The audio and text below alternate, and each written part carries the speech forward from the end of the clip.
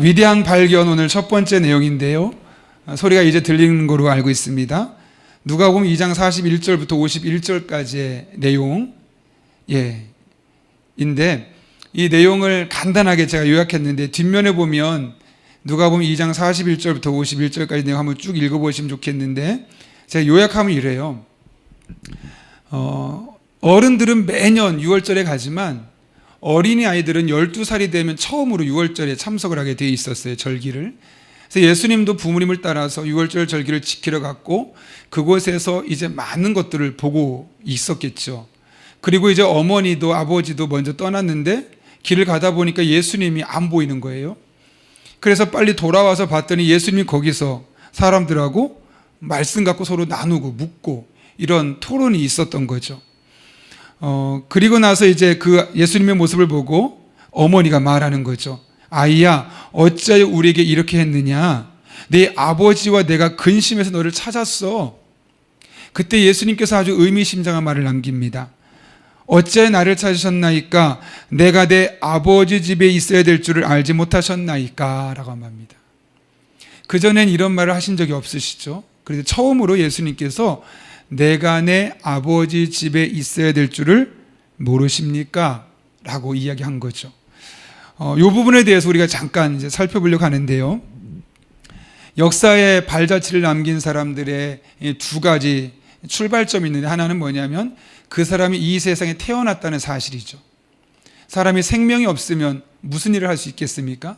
근데 두 번째가 더 중요한 게 뭐냐면 태어났는데 내가 이 세상에 왜 태어났는지를 아는 것.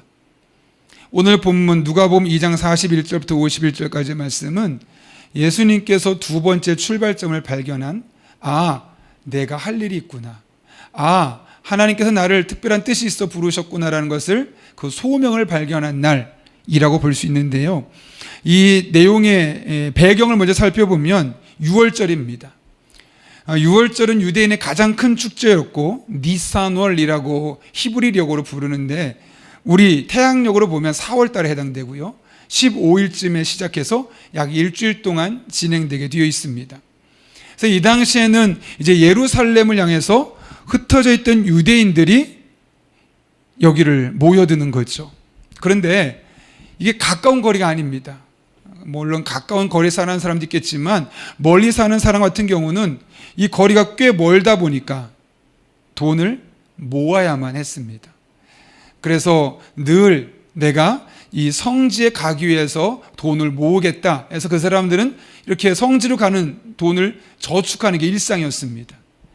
왜 그게 돈이 많이 드냐면요, 일주일 동안, 최소한 일주일 동안 또 그 이상을 계속 걸어가면서 숙박을 해야 되지 않겠습니까? 먹고 자고, 또 그곳에 도착해서 일주일 동안 먹고 자고, 죄송한 표현이고 불경건한 표현일 수 있지만 우리 휴가지 가면 사람들 막 성수기 어때요? 막 비싸잖아요. 이 당시도 그랬겠죠.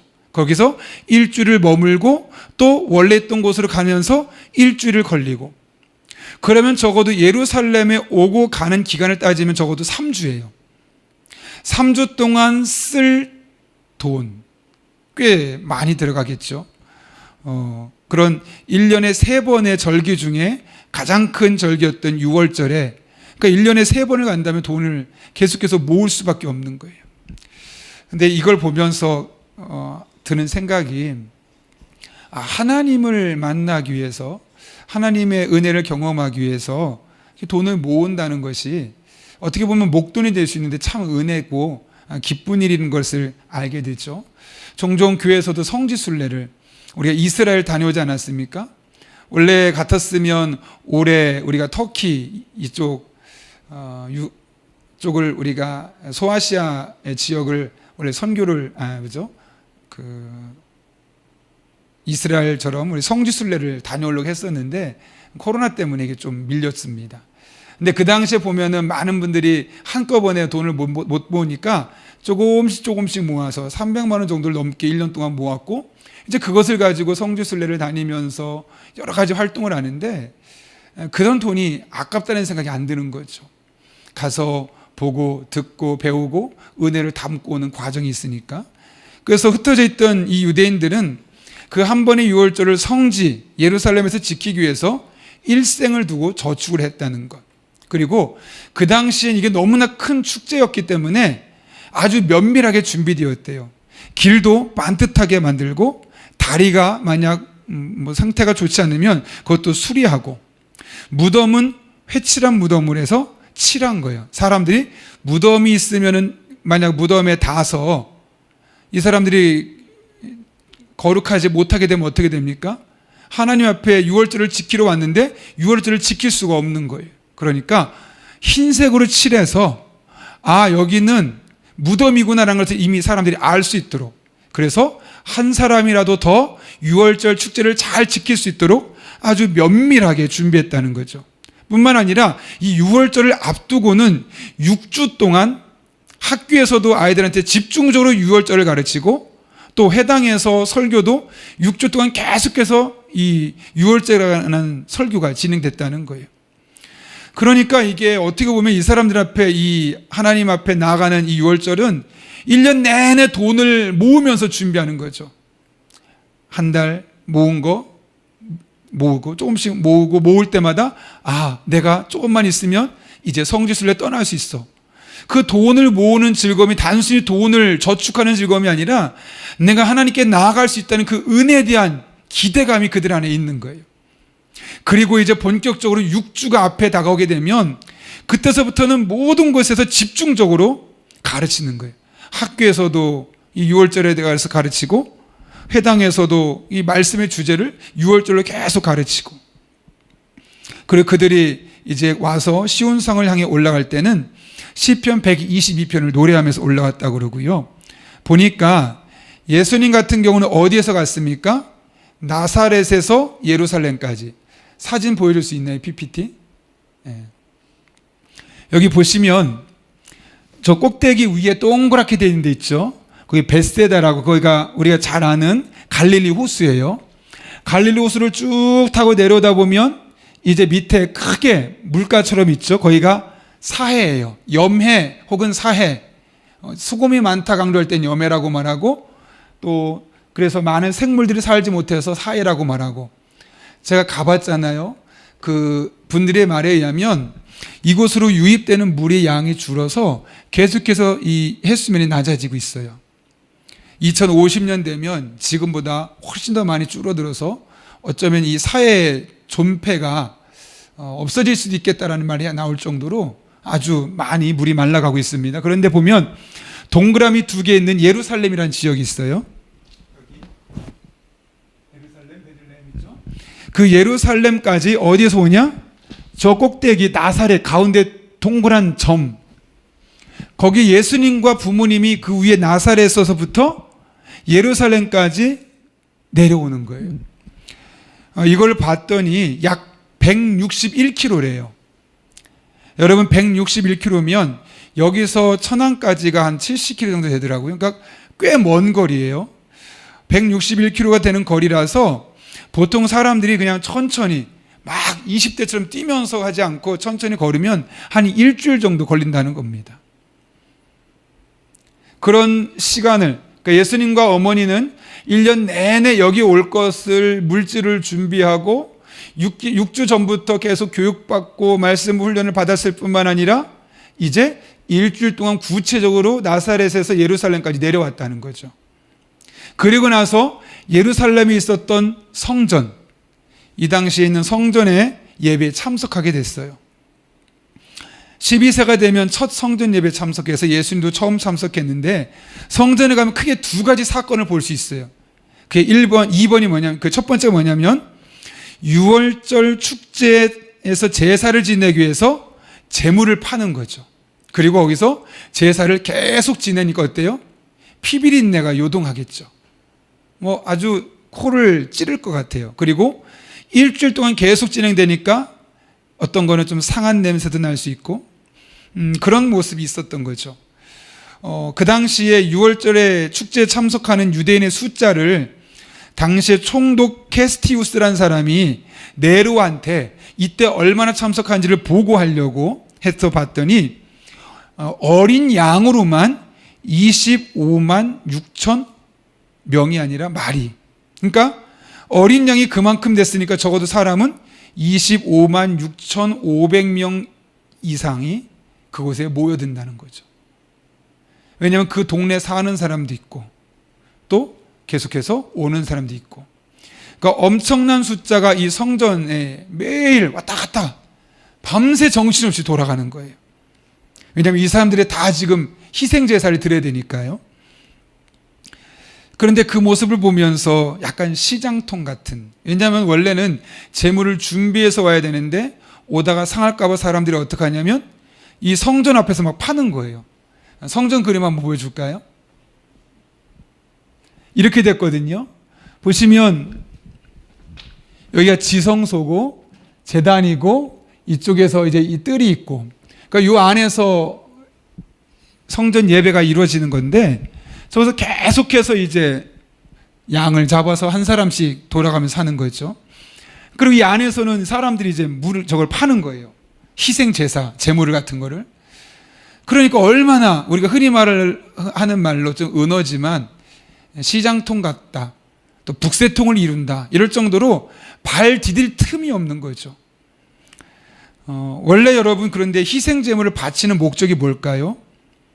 인간이 가진 것 중에 가장 귀한 것, 사람을 드릴 수는 없으니까 그와 가장 가치가 준하는 것을 드리면서 가축을 드렸어요. 그런데 어느 순간부터는 그런 원래 의도는 조금 사라져버리고 가축을 손쉽게 구하고 가축을 도축하는 것이, 그러니까 이 본래 본질은 잊어버리고 겉으로 드러나는 현상들만을 채워가는 그런 모습으로 바뀌어져 버린 거죠. 그래서 그 당시에 이 학자들의 말에 의하면 마치 도축장 같았다라고 말합니다. 그러니까 예배를 경건하게 준비하고 하나님 앞에 제사 드리고 가구라기보다는 그 20만 명이 넘는 사람들이 그 서서 계속 줄 서고 그러면 소 잡고 양 잡고 계속 잡고 잠깐 하나님 앞에 제사도 제대로 못 드리고 가고, 이런 형태가 계속해서 있을 수밖에 없다는 거죠. 그래서 이 바클레이나 당시 학자들에 의하면 예수님이 그 성전에 제사 드리는 모습을 보고 환멸을 느꼈을 것이다. 이게 아닌데, 하나님께서 우리에게 제사를 드리되 희생제물을 갖고 드리라는 것의 본질은 이게 아닌데 왜 이렇게 됐을까? 왜냐하면 예수님이 들어서 배워서 알고 있으니까요. 첫 번째 환멸은 그거였고, 두 번째 또 있어요.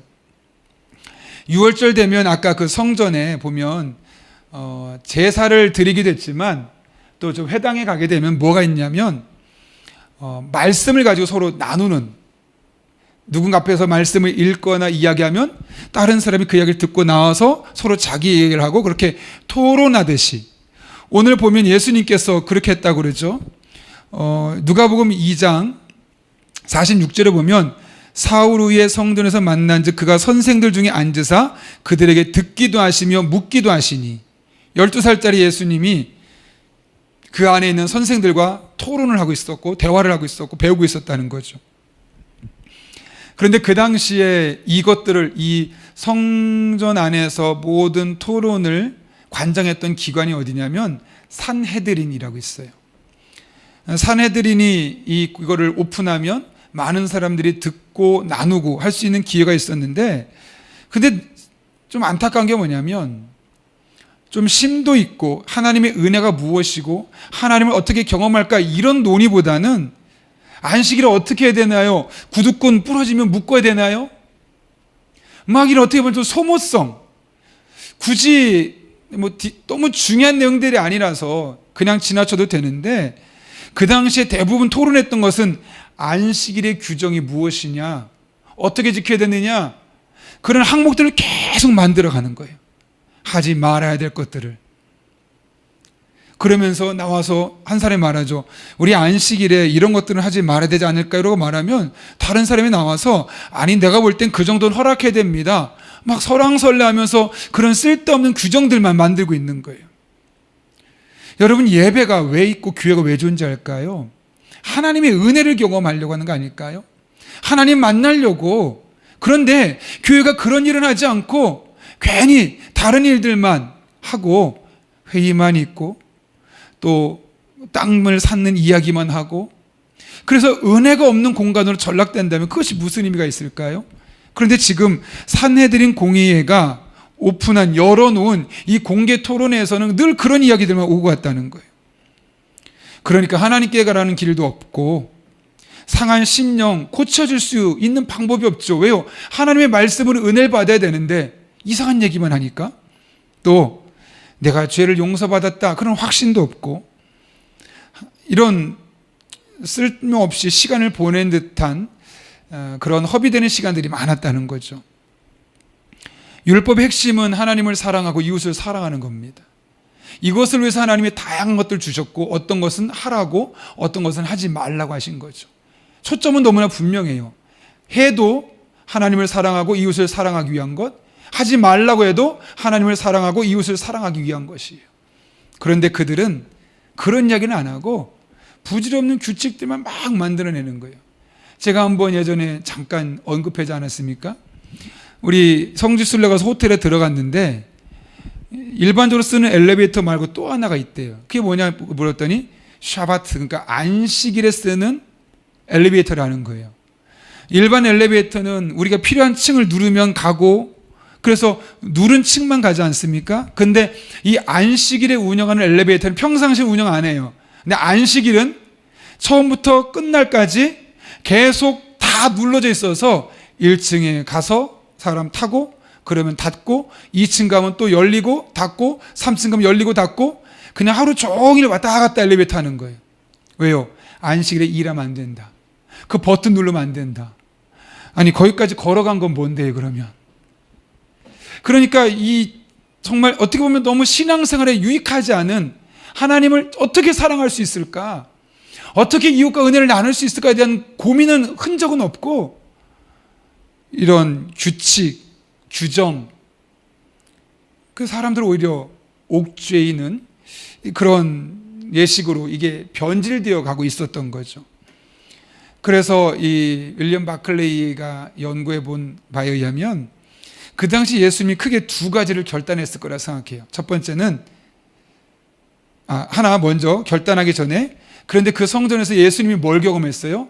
처음 갔던 그곳에서 하나님을 아버지라고 처음으로 그렇게 고백을 하게 됐죠. 어떤 깊은 경험을 했었는지 모르겠어요. 그러나 적어도 그날 가서 예수님 마음에 느꼈던 건 뭐냐면 하나님이 나의 아버지가 되신다는 사실을 분명하게 경험할 수 있었고, 그 하나님 아버지가 그런 무엇을 원할까를 찾아보면서 두 가지를 결단했다는 거죠. 내가 유대교와 관계를 끊기보다는 유대교를 재발견하고 새롭게 만들어야겠다. 그래서 우리 산상수훈에도 보면 나오지 않습니까? 예전에 모세는 누구는 이렇게 말했는데 나는 다시 말하거니와, 예수님 계속 재해석하는 이유가 뭐냐면 이런 것들, 이런 규정들 자체가 중요한 것이 아니라 지금의 상황에서 하나님께서 원하시는 것은 무엇인가로 다시 한번 해석해 주려고 하는 거죠. 두 번째로는 이날부터 예수님의 사명의식이 분명해진 거죠. 그래서 내가 그냥 살면 안 되겠구나, 하나님을 향한 소명이 있구나 라는 것을 이때 처음으로 깨닫게 되었다라고 말합니다.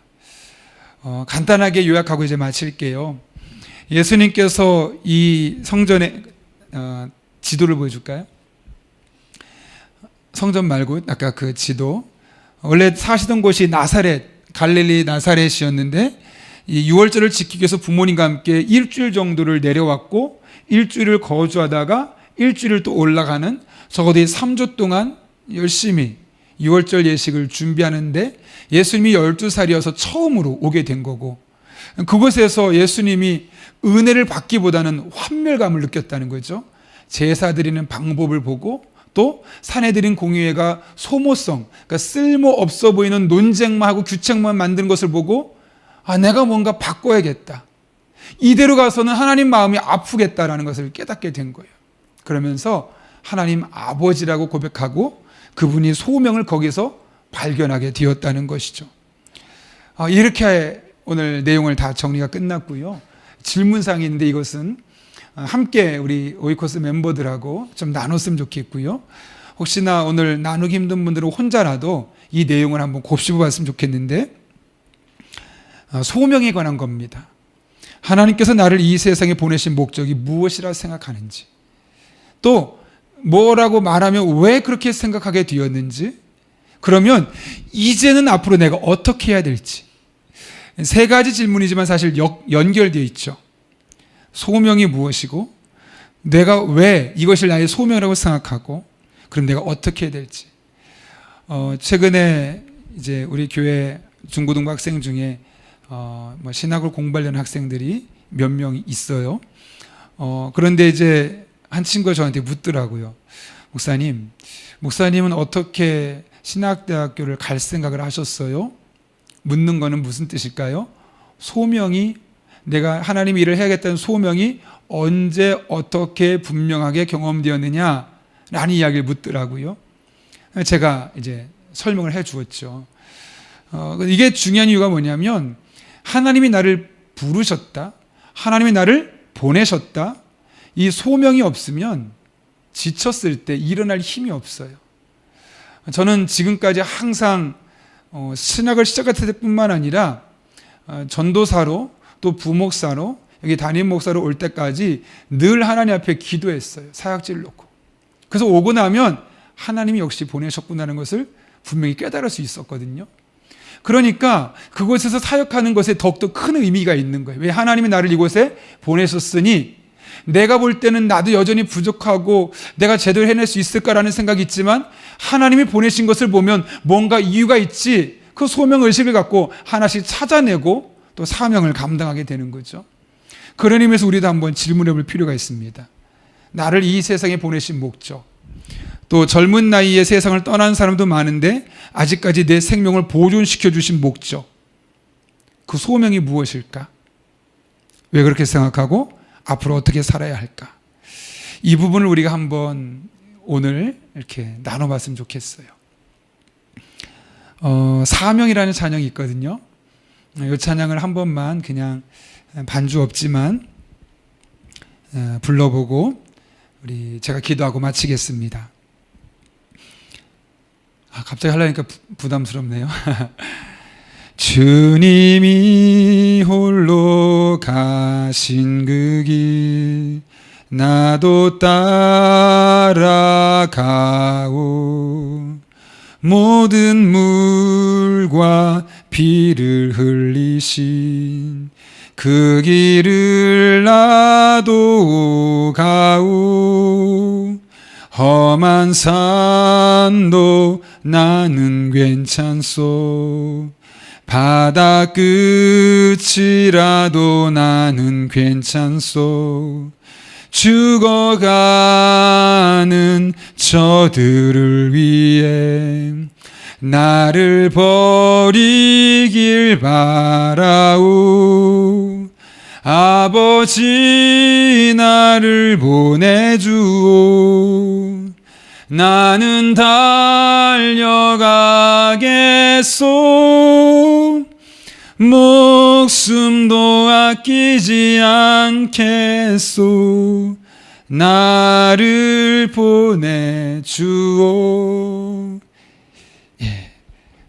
저 혼자 안 될 것 같고, 여러분 한번 오늘 또 기회 될 때마다 이 찬양을 한 번씩 들어봤으면 좋겠습니다. 그러면서 하나님이 나를 보내신 이곳에서 내가 어떻게 살아야 할지 같이 고민하고 기도하고, 하나님께서 주신 길을 즐겁게 걸어가는 여러분 한 분 한 분 될 수 있기를 예수님 이름으로 축복합니다.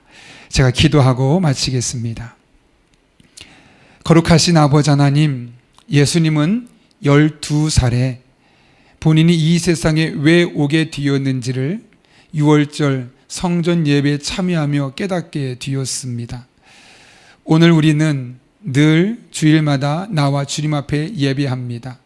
하나님께서 내 목숨을 보존시켜 주셨는데 어떤 목적이 있어서 나를 여전히 살게 하시는지, 나를 이 땅에 왜 보내셨는지 그 소명을 분명히 알고 그 가운데 이제부터 내가 무엇을 해야 될지를 분명히 결단하고 하나님께서 맡겨진 일들을 즐겁게 감당할 때 우리 한 사람 한 사람을 향한 하나님의 선한 계획이 한 채 어긋남 없이 이루어지게 하여 주시옵고, 우리가 하나님 아버지의 마음을 시원케 하는 주의 종들 되게 하여 주옵소서.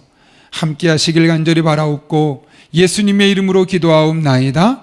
아멘.